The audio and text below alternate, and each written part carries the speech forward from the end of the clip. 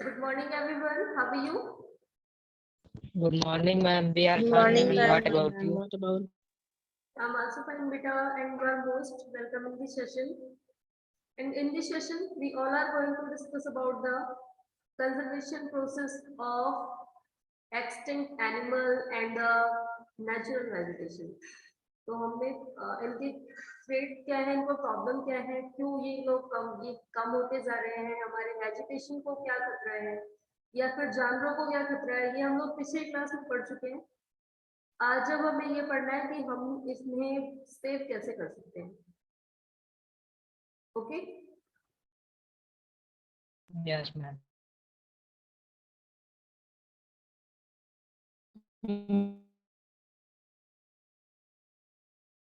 चलिए, तो आज क्या पढ़ना है हमें?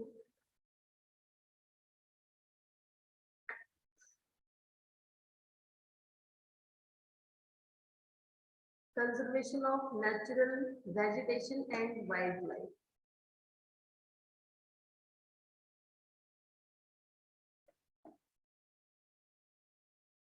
तो अभी हम ये तो पढ़ चुके हैं हम सभी कि इनको ये हमारे लिए कितने जरूरी है। लास्ट क्लास में हमने यही पढ़ा था, जंगल भी हमारे लिए काफी, Yes, ma'am. फॉरेस्ट भी और वाइल्ड एनिमल्स भी, तो ये दोनों ही हमारे लिए बहुत ज्यादा जरूरी है। और अगर ये हम ये भी पढ़ चुके हैं कि अगर इनमें से एक भी मिसबैलेंस हो गया या एक की भी संख्या कम हो गई तो इसका हमारे ऊपर भी बहुत ज्यादा इफेक्ट पड़ेगा। पढ़ चुके हैं ना हम लोग? Yes, ma'am. Yes, yes. आज अभी हम पढ़ेंगे कि हम इसे कैसे सेव कर सकते हैं। चलिए, तो आज का टॉपिक है conservation of natural vegetation and wild life. तो अभी हमें इन्हें बचाना कैसे है। चलिए स्टार्टिंग करते हैं टॉपिक से। आप सभी ने डायनासोर की पिक देखी होगी, रियलिटी में वो Yes, ma'am. खत्म हो चुके हैं ना रियल में? Yes, ma'am. Yes, ma'am. Yes, तो हम केवल इमेजिनेशन करते हैं कि वो इस टाइप के दिखते होंगे, ऐसे रहते होंगे, इतने बड़े से होंगे। तो पहले वो भी थे। आज से 300 या 400 इयर्स पहले डायनासोर्स भी पाए जाते थे, बट आज के टाइम पे वो खत्म हो चुके। तो अगर हमने इन जानवरों को नहीं बचाया, जैसे अभी कुछ जानवर ऐसे हैं जो बहुत ही ज्यादा मतलब एक्सटिंक्ट कहे जाते हैं, एक्सटिंक्ट स्पेशीज है, वो लुप्त होने वाली प्रजातियां हैं जिनकी संख्या बहुत ही कम है। तो आगे आने वाले टाइम में यानी कि फ्यूचर जनरेशन में वो भी ऐसे ही मिल सकते हैं। मतलब उन जानवरों के भी लिए यही कंडीशन हो जाएगी कि फ्यूचर जनरेशन में कहा जाएगा कि अरे क्या ये भी होते थे। सपोज दैट अभी एग्जांपल लेते हैं हम लोग एंटीलोप, जो 12 सिंगा, जिसकी 12 सिंग होती है, तो उनकी भी संख्या कम हो रही है। अब अगर उन्हें नहीं सेव किया जाता है तो आगे आने वाले टाइम में फ्यूचर जनरेशन में उनको भी ऐसा ही पूछा जाएगा, बिल्कुल जस्ट लाइक अ डायनासोर, कि क्या वो भी होते थे, कैसे दिखते होंगे, कैसे लगते थे। तो इसलिए ये कंडीशन ना आए, इसलिए हमें इनको बचाना है, सेव करना है। Okay Yes, ma'am. Yes, ma'am. Yes, ma'am.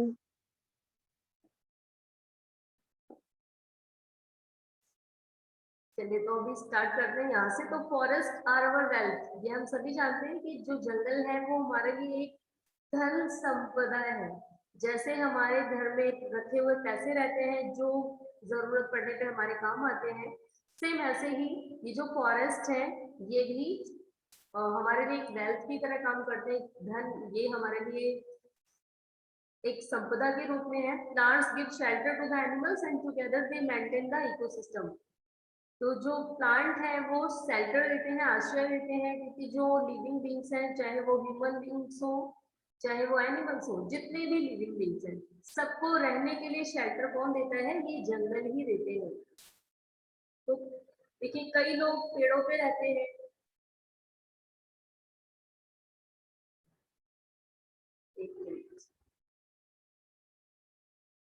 Yes, है, ये शेल्टर देते हैं हमें भी और जितने भी लिविंग बींग्स हैं सबको, चाहे वो एक छोटा सा माइक्रो ऑर्गेनिज्म हो, यानी कि छोटे से छोटे कीड़े मकोड़े, वो भी इन्हीं शेड के नीचे रहते हैं, क्योंकि ओपनली एरिया में धूप में वो लोग भी नहीं रह सकते, तो छाया में रहते हैं, जमीन के नीचे पेड़ के जड़ों में घर बना के रहते हैं बहुत सारे एनिमल। तो यानी कि जितने भी लिविंग बींग्स हैं, फॉरेस्ट उनको शेल्टर देते हैं और ये हमारे इकोसिस्टम को बनाए भी रखते हैं। Change of climate and human interference can cause the loss of natural habitats for the plants and animals. अभी हमने देखिए पढ़ा है कि क्लाइमेट में चेंज आते जा रहा है, क्लाइमेट हमारा पहले से चेंज हो रहा है। बहुत सारे एरिया ऐसे थे, अगर अभी आपको याद हो, हमने पिछली क्लास में पढ़ा था डेजर्ट एरिया के बारे में, साउथ अफ्रीका का सहारा डेजर्ट, और वहां पर एक चीज हमें बताई गई थी कि सहारा डेजर्ट में जो आज कंडीशन है वो बहुत समय पहले नहीं थी, पहले वहां पर भी हरियाली थी, बताया गया था ना। Yes, ma'am. तो Yes, ma'am. लगातार ह्यूमन एक्टिविटीज के थ्रू हमारा क्लाइमेट चेंज होता जा रहा है, तो आगे आने वाले टाइम में और भी एरिया का क्लाइमेट पहले से ज्यादा चेंज हो जाएगा। तो यानी कि ये जो क्लाइमेट चेंज हो रहा है इससे नेचुरल हैबिटेट का लॉस हो रहा है, यानी कि जहां पर पहले बहुत सारे लिविंग बींग्स रहते थे उनके रहने की जगह खत्म होती जा रही है। क्यों होती जा रही है? क्योंकि यहाँ पर जो ह्यूमन इंटरफेरेंस है, मानव ने दखलंदाजी कर दी है हर एरिया में। वो लोग जंगलों को साफ करके घर बनाते हैं और होता क्या है, इससे जो एनिमल्स थे उनका नेचुरल हैबिटेट लॉस होता जा रहा है। Many species have become vulnerable. अब देखिए बहुत सारी स्पीशीज, बहुत सारी प्रजातियां ऐसी हैं जो बहुत ही कम होती जा रही है, जिनकी संख्या घट गई है, या फिर ये कहें कि वो एंडेंजर्ड हो गई हैं, खतरे में आ गई हैं। And some are on the words of extinction, कुछ समाप्ति की कगार पर हैं, कुछ ऐसी हैं जो देखने में इक्के या दुक्के दिखती हैं, कहीं कहीं पर ही देखने को मिलती है। और ये सारी कंडीशन क्यों आई है? क्योंकि हमारा क्लाइमेट कंटिन्यू चेंज होता जा रहा है, और ये कौन करता है? ये ह्यूमन इंटरफेरेंस के थ्रू होता है। तो अभी आगे और क्या बताया है? Deforestation, soil erosion, construction activities, forest fire, tsunami, landslide are some of the human and natural factor which accelerate the process of extinction of these resources. तो अभी देखिए जंगलों को काटा जा रहा है, यानी कि जंगल कटना सबसे बड़ा कारण है। दूसरी चीज फॉरेस्ट कंस्ट्रक्शन, ये सॉइल एरोजन यानी कि मिट्टी का कटाव हो रहा है, जिससे जो मिट्टी का कटाव होने से जो मिट्टी में छोटे छोटे बैक्टीरिया रहते थे उनका आवास खत्म हो गया। इसके अलावा कंस्ट्रक्शनल एक्टिविटीज की जा रही है, फैक्ट्रियां बनवाई जाती हैं, और बिल्डिंगें बनवाई जाती हैं, घर बनवाए जाते हैं। इनसे क्या होता है? इनसे नेचुरल हैबिटेट को लॉस होता है। अब इसके अलावा और देखिए कुछ नेचुरल डिजास्टर भी आते हैं, जैसे कि अभी फॉरेस्ट फायर, कहीं कहीं आग लग जाती है अपने आप ही, कहीं कभी सुनामी आ जाती है, कभी लैंडस्लाइड हो जाता है। तो ये सारे कारण हैं जिससे हमारे यहाँ पर नेचुरल रिसोर्सेज खत्म होने की कगार पर आ गए हैं। One of the major is the post resulting sharp decline in the number of particular species. तो अब सबसे बड़ी जो चिंता का विषय है वो क्या है कि जानवरों की पोचिंग की जा रही है, शिकार किया जा रहा है इनका, जिससे इनकी संख्या, इन स्पेशीज की संख्या में लगातार कमी आ रही है, लगातार ये डिक्लाइन होती जा रही है, घटती जा रही है इनकी संख्या। तो शिकार पे अब रोक लगा दी गई है फिलहाल इस टाइम पे। पहले लेकिन बहुत सारे जानवरों का शिकार किया जाता था, जिसकी वजह से आज ये इस कंडीशन में आ गए हैं। The animals are forced for collection and illegal trade of hide, skin, nail, teeth, horn as well as feathers. तो बहुत सारे जानवरों का देखिए शिकार किया जाता था, क्यों करते थे? इलीगल ट्रेड के लिए, तो व्यापार के लिए, उनकी स्किन के लिए, या फिर उनकी नाखून, दांत, सींग, इन सारी चीजों को निकालने के लिए, या फिर उनकी खाल के लिए, फीदर, उनके पंख निकालने के लिए। तो इन सारे कारणों से इसका शिकार किया जाता था। अभी आपको याद होगा कुछ टाइम पहले प्रोजेक्ट टाइगर 1973 में शुरू किया गया है, यानी कि टाइगर को बचाने का अभियान स्टार्ट किया है 1973 में, क्योंकि टाइगर की भी संख्या बहुत ही लिमिटेड रह गई थी। आप लोग जानते हैं टाइगर का शिकार क्यों किया जाता था?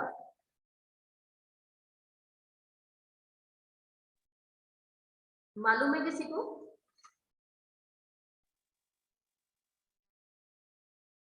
टाइगर को क्यों मारते थे लोग?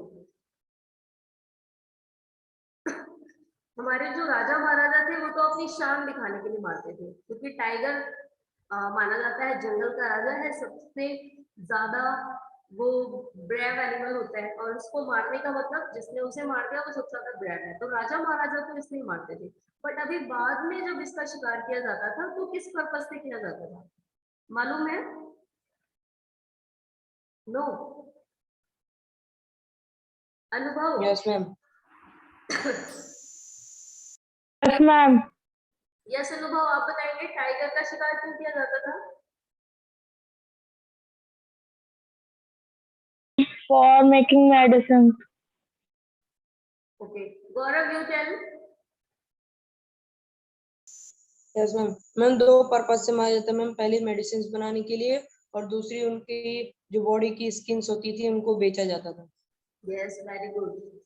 तो देखिए, जो टाइगर है सबसे पहले तो इसकी बोन्स को निकालने के लिए किया जाता था, क्योंकि इसकी जो बोन्स है वो कैल्शियम रिच होती हैं, और कैल्शियम की दवाइयां बनाने के लिए, कैल्शियम की टैबलेट बनाने के लिए टाइगर को मार के उसकी बोन्स का यूज किया जाता था मेडिसिन के लिए। इसके अलावा उसकी स्किन का भी इस्तेमाल किया जाता था। तो इन सभी कारणों से टाइगर को मारा जाता था। फिलहाल अभी 1973 से प्रोजेक्ट टाइगर स्टार्ट करने के बाद अब इनकी संख्या में बहुत ज्यादा सुधार हुआ है। अब देखिए, इसके अलावा और भी काफी सारे जानवरों को मारा जाता है, जैसे अभी एलिफेंट को मारा जाता है उसके दांतों के लिए, क्योंकि उसके जो दांत हैं उनसे ज्वेलरी बनाई जाती है और वो काफी ज्यादा कॉस्टली होती है।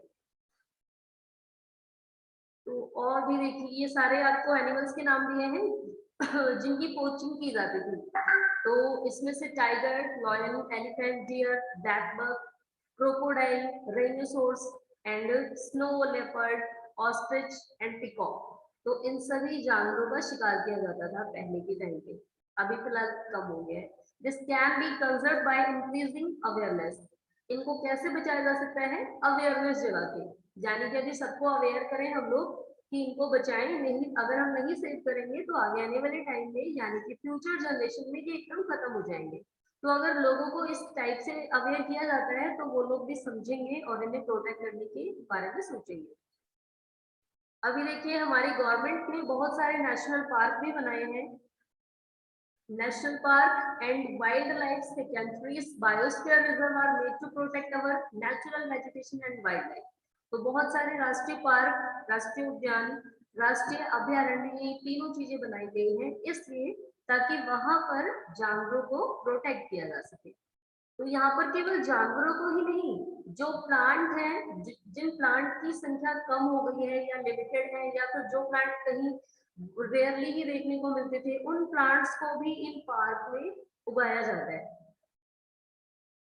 और यहाँ पर एक एक आर्टिफिशियल एनवायरनमेंट रेडी किया जाता है कि यहाँ पर उन जानवरों को रखा जा सके या फिर उन प्लांट्स को रखा जा सके। तो यहाँ पर पूरी की पूरी तरह एक आर्टिफिशियल एनवायरनमेंट क्रिएट करके इन जानवरों को रखा जाता है। तो ये पार्क सेकेंडरी क्यों बनाए गए हैं? ताकि इन प्लांट्स को और एनिमल्स को प्रोटेक्ट करके रखा जा सके। Conservation of creek, lakes and wetland is necessary to save the precious resources from depletion. अब देखिए, इसके अलावा झील, तालाब या फिर गीली जमीन, क्योंकि ये जो जानवर है ये ऐसे ही चीजों के आसपास रहते हैं, तो इन पार्क में ये चीजें भी बनाई गई हैं ताकि इन रिसोर्सेज को बचाया जा सके, घटने से बचाया जा सके। तो there is a balance in the environment if the relative number of species is not disturb. अगर हम इन स्पेशीज को डिस्टर्ब ना करें, दैट मीन्स इनका शिकार ना करें, ना ही इनको मारें, तो क्या होगा? हमारे एनवायरनमेंट का बैलेंस बना रहेगा, यानी कि कभी भी कोई भी नेचुरल डिजास्टर नहीं आएगा। अगर हमारा एनवायरनमेंट का बैलेंस बना रहा तो सारी चीजें नॉर्मल चलती रहेंगी। बारिश भी प्रॉपर आएगी, अगर बारिश प्रॉपर आती है तो ड्राउट कंडीशन नहीं आएगी, ना तो बहुत ज्यादा बारिश आने से फ्लड की कंडीशन आएगी या फिर सुनामी आएगी। ऐसा बहुत कम होगा अगर हमारा एनवायरनमेंट का बैलेंस बना रहा। तो इसलिए क्या जरूरी है कि इन स्पेशीज को डिस्टर्ब ना किया जाए। Human activities in several parts of the world have disturbed the natural habitat of many species. ये अभी हम पहले भी पढ़ चुके हैं, दोबारा फिर बताया हमें कि हमारे यहाँ पर जो सबसे बड़ा कारण है वो यही है, ह्यूमन एक्टिविटीज हैं जिनने हमारे एनवायरनमेंट को या फिर इन स्पेशीज के हैबिटेट को खराब कर दिया। Due to indiscriminate killing, several birds or animals have either become extinct or are on the verge of extinction. तो अभी देखिए हमें पहले भी बताया गया था कि इनकी जो इंडिस्क्रिमिनेट किलिंग की जाती है, अंधाधुंध में मारा जाता है पक्षियों को भी और जानवरों को भी, जिसकी वजह से ये एक्सटिंक्ट हो गए हैं, खतरे में हो गए हैं, या फिर ये कहें कि एकदम खत्म होने के कगार पर पहुंच गए हैं। तो इसलिए क्या करना है, अभी अवेयरनेस जगानी है। देखिए जैसे सोशल फॉरेस्ट्री लगानी है, सामाजिक मतलब हर एरिया में समाज की तरफ से एक जंगल बनाया जाए, एक अभियान शुरू किया जाए, एंड वन महोत्सव अभियान बनाया जाए। इसमें क्या करेंगे, should be encourage at the regional and community level, तो क्षेत्रीय लेवल पे भी और सामुदायिक लेवल पे भी लोगों को इंस्पायर किया जाएगा कि आप लोग भी पेड़ लगाएं और जंगलों को बनाने में अपना कंट्रीब्यूशन दें। तो इन सभी प्रोग्राम्स के थ्रू क्या कर सकते हैं हम लोग, इन एनिमल्स को एंड इन प्लांट्स को एक्सटिंक्ट होने से बचा सकते हैं। School children should be encouraged to bird watch and visit nature camps so that they appreciate the habitat of varied species. अब स्कूल के बच्चों को भी एनकरेज करना चाहिए कि आप लोग भी चिड़ियाघर जाएं और देखें इन जानवरों को कि ये कैसे एरिया में रहते हैं। तो इससे फायदा क्या होगा, जब बच्चे देखेंगे तो उन्हें एक आइडिया मिल जाएगा कि ये एनिमल्स या फिर ये प्लांट कैसे हैबिटेट में रह सकते हैं, कैसे एटमॉस्फेयर में रह सकते हैं, और उस अकॉर्डिंग हम लोग अपने यहाँ भी एक नेचुरल एनवायरनमेंट रेडी करके इन जानवरों को रख सकते हैं। आप में से कोई जू गया है घूमने?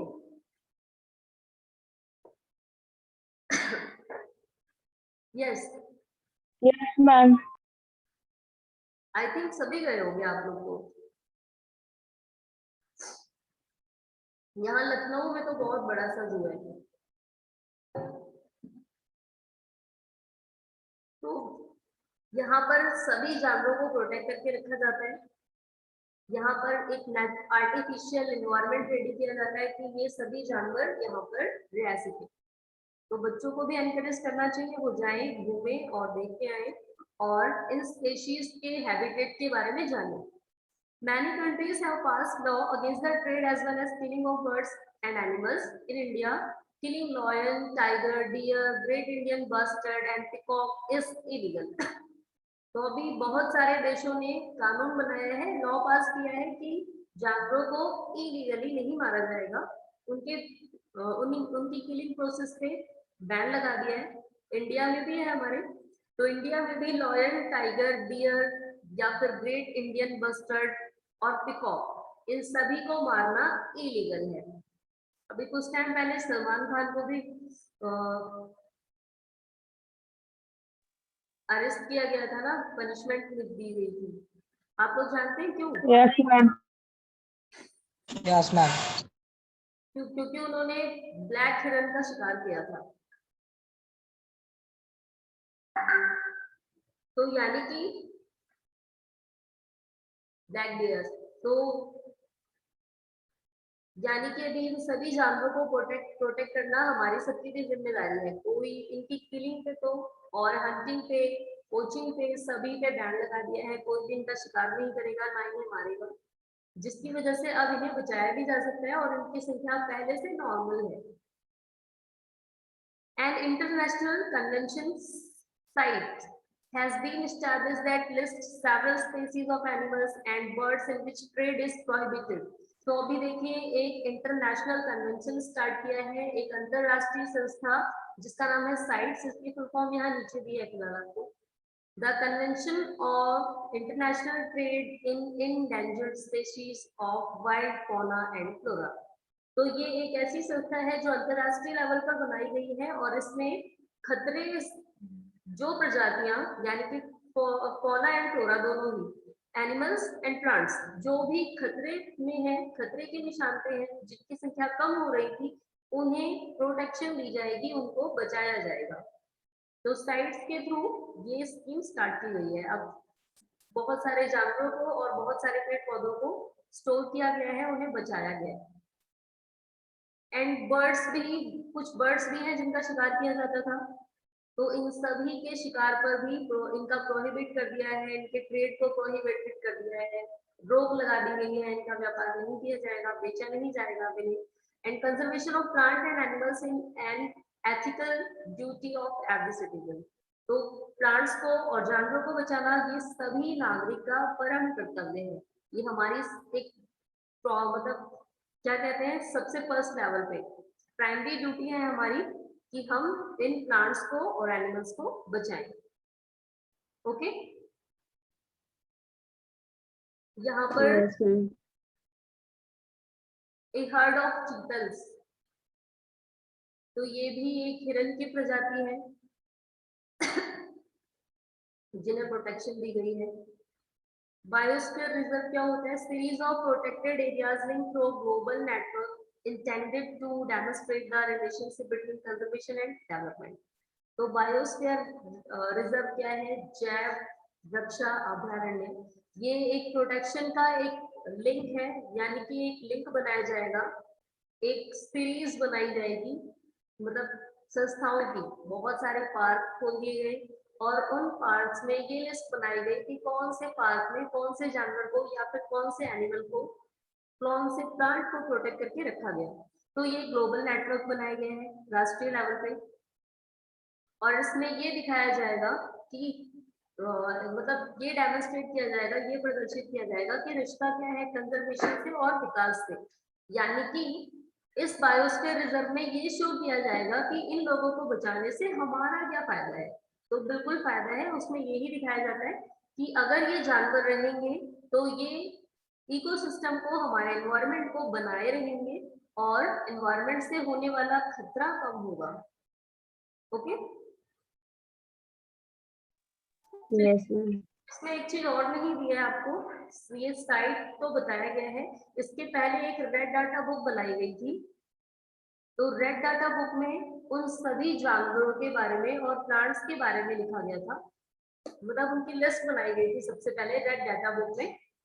जो लोग भी, जो भी एनिमल्स या जो भी प्लांट्स खतरे के निशान पर हैं, उनको नोट डाउन किया गया और फिर उनसे रिलेटेड पार्क और रिजर्वरीज बनाए गए थे। ओके, चलिए अभी ये वाला पैराग्राफ पढ़ते हैं। तो साइट्स, ये जो एक इंटरनेशनल लेवल पे जो कन्वेंशन स्टार्ट किया है, इसमें क्या कहा गया है? तो is an international agreement between government. तो हमारी गवर्नमेंट के बीच में ये इंटरनेशनल लेवल पे एक एग्रीमेंट हुआ है। It aims to ensure that international trade in specimens of wild and plant does not threaten their survival. तो इसमें ये इंश्योर किया जाएगा कि किसी भी जंगली जानवर को या फिर जंगली पौधे को कोई खतरा ना हो, उनके जीवन को कोई खतरा ना हो। roughly 5,000 species of animals and 28,000 species of plants are protected. अब देखिए इस साइट्स के अंतर्गत 5,000 एनिमल्स की प्रजातियों को सेव किया गया है एंड 28,000 प्लांट्स की प्रजातियों को बचाया गया है। इसके अलावा देखिए इसमें है कौन कौन इंक्लूड है? Bear, dolphin, cactus, coral, orchid and aloes are some of the example. तो इन 5,000 में से 28,000 में से कुछ के नाम दिए हैं। डॉल्फिन अभी गंगेटिक डॉल्फिन, क्योंकि खतरे में यही है गंगेटिक डॉल्फिन। तो इन सभी को बचाया गया है और यहाँ पर जितने भी पार्क बनाए गए हैं उसमें इन्हें रखा गया है।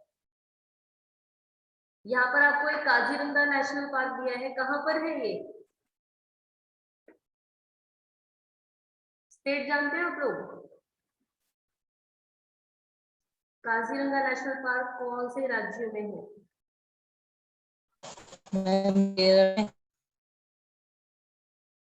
Yes Abhishek,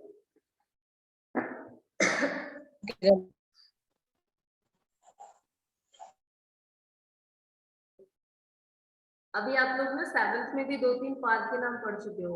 I think Kaziranga में। मैम केरला। यस अनुभव, मैम केरला। केरला। एंड असम में कौन सा पार्क है?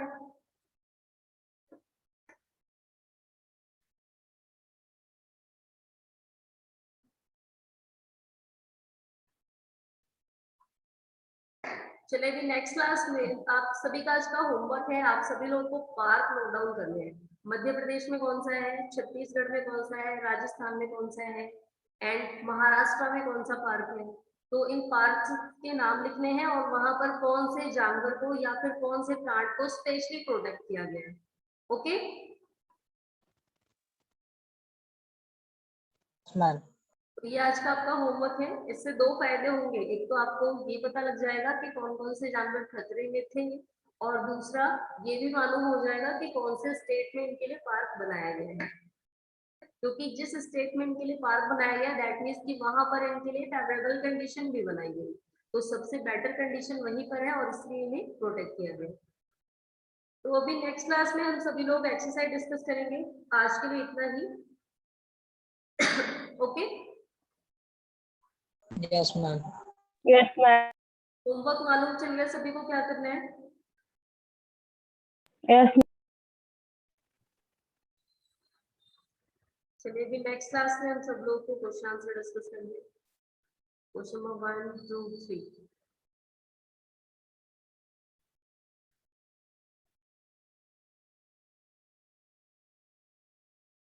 ओके बेटा, तो आज के लिए इतना ही। Good bye everyone. Yes ma'am. Good bye ma'am. Ma'am.